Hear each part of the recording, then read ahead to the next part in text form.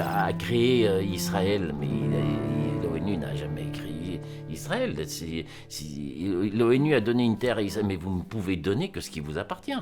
Rappeler un certain nombre de paroles de Ben Gurion, il en a des célèbres.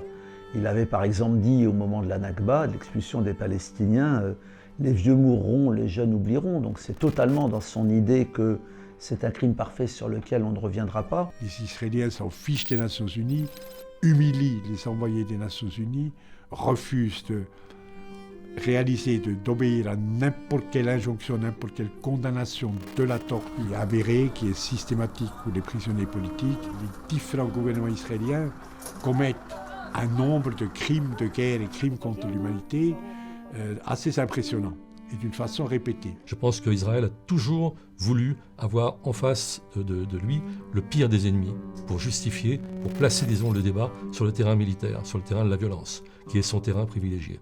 Alors que le terrain politique, évidemment, rééquilibre les forces en quelque sorte. Israel is uninterested in finding a sustainable peace except by imposing its own unilateral solution.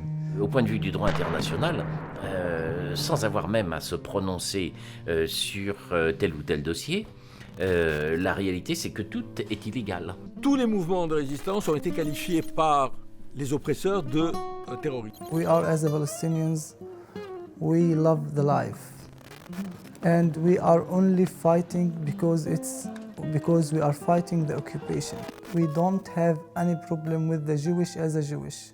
It is very dangerous, not for me, but for all the Palestinian children. And when we go to the demonstration, the soldiers shoot like tear gas and many types of bullets and everything. And we were scared, but we should go because it's our land, and we have to get it because it's our land. هكذا الإنسان دائما يشتاق ويحب الأرض التي عاش فيها والدار التي تربى فيها.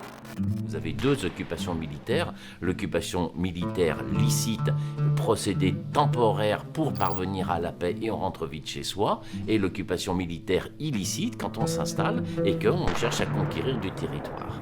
Et quand on a cette occupation militaire illicite, il est tout à fait clair qu'elle rend licite la résistance du peuple.